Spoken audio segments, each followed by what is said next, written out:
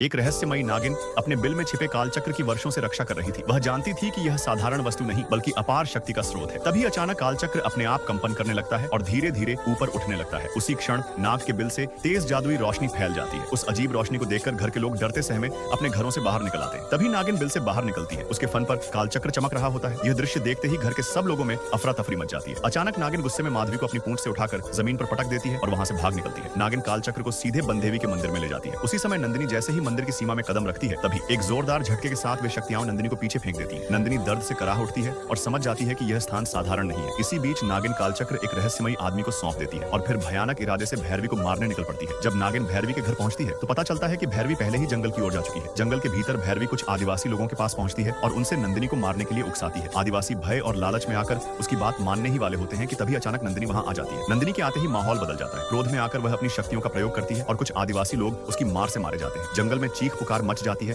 और अंधकार और गहरा हो जाता है। अब आगे क्या होगा देखने के लिए कमेंट करें और चैनल को सब्सक्राइब करें।